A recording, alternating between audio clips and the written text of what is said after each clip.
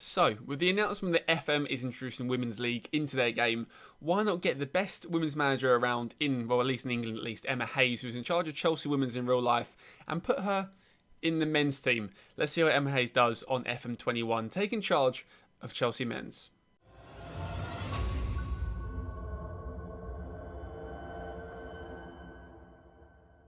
Now, before this video starts, as always, guys, if you are new around here, why not subscribe? It saves me asking if you just do it anyway. Leave a like as well, guys, and comment as well. What experiments you want to see next? I've done a few on this channel, but any new experiments, let me know what you guys want to see. But yeah, even if you have subbed already, likes and comments help massively, if not more than subscribing. But also, if you're not subscribed, please subscribe and do all free. But anyway, guys, let's get on with the video, shall we?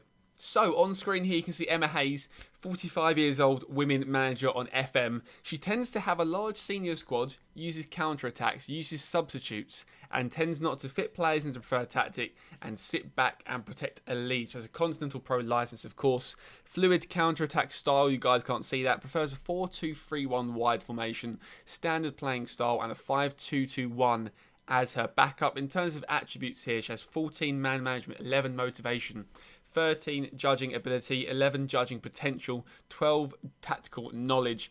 In terms of other stuff, discipline is 16, determination is 12, working with youngsters is only 7. However, in terms of coaching, of course, she knows England, and that is pretty much it, a balanced personality.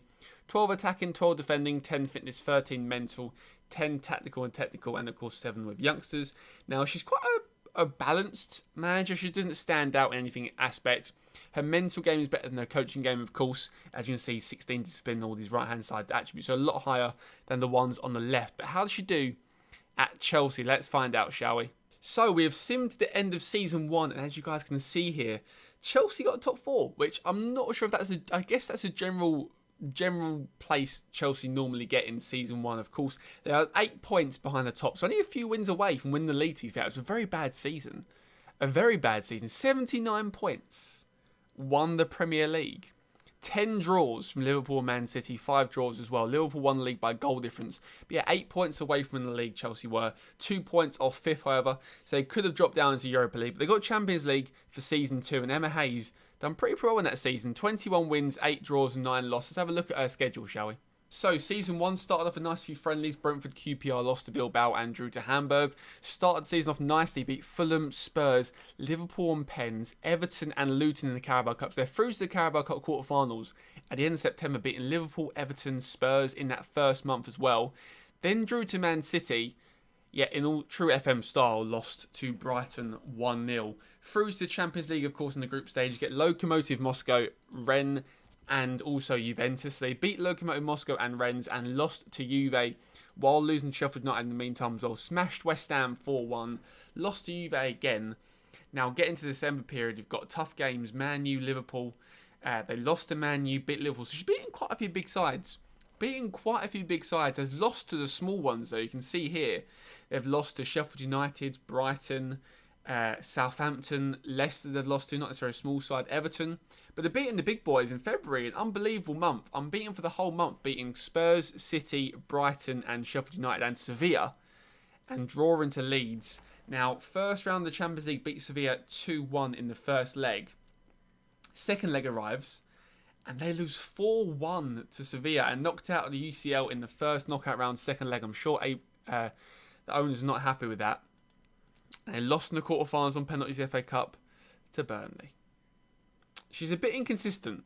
They're a bit inconsistent this season. On to April here. They play Arsenal, Liverpool, Arsenal. Failed to get a win here. Beat Southampton, lose 4-1 to Man U. But they end the season a very nice way, beating Palace, Burnley, Leicester, drawing to Villa and beating West Brom. You guys can't see it, but you can see the scores down here. So good end to the season. But a couple of dodgy months there, which led them to, of course, 4th place in the Premier League. In terms of transfer history, who did they bring in here? They brought in Diakabi for 19.75 mil, who's moved on since then. Issam El Match, who's a free transfer, 22-year-old goalkeeper. Calabria from Milan, 16 mil. Ivanisevic for 9.75, and of course Lautaro Martinez for £66 million. Very good player, scored 12 goals in his first season for Chelsea, £66 million there. Pretty impressive. Pretty good season for Lautaro Martinez there. Anyway, so they've got some new signings here.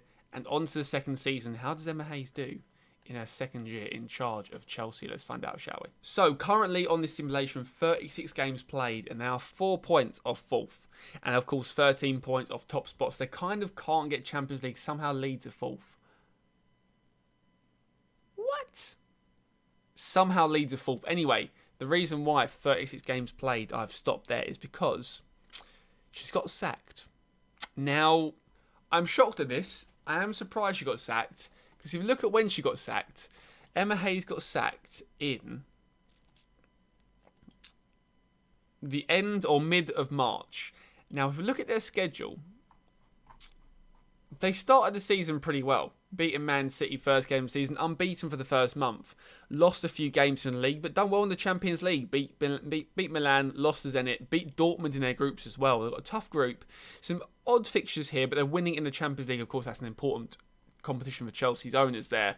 In terms of November, done a pretty okay month there, drawing a lot to mid-table sides. That's the issue they have there. December's decent. January is pretty much a perfect month, winning every single game here. But of course, she got sacked in March. Now, she got sacked in March, the day after, or the week after, getting knocked out in the Champions League to Atletico Madrid and losing 3-0 to Man U. Now, I feel like that's a little bit harsh. I feel like it's a bit harsh to be sacked after losing to Man U and Atletico Madrid. Like, they're not exactly the worst teams in the league. And she's done okay the month before. Like, you would have thought they're on course to get in Champions League here.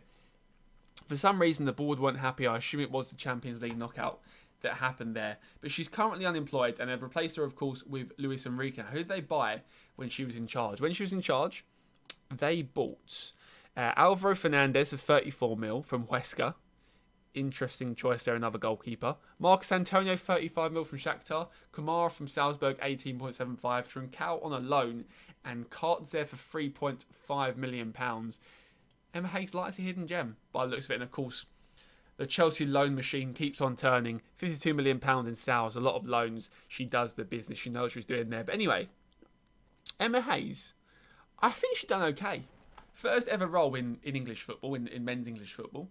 Came fourth the first season, and I think was unfairly sacked. So what I'm going to do now is I'm going to skip for a few years and see if she does get a job back in English football elsewhere. Maybe not even English football. Maybe she goes abroad. We'll have to wait and see. Let's have a look and let's simulate through the career and see where she ends up, shall we?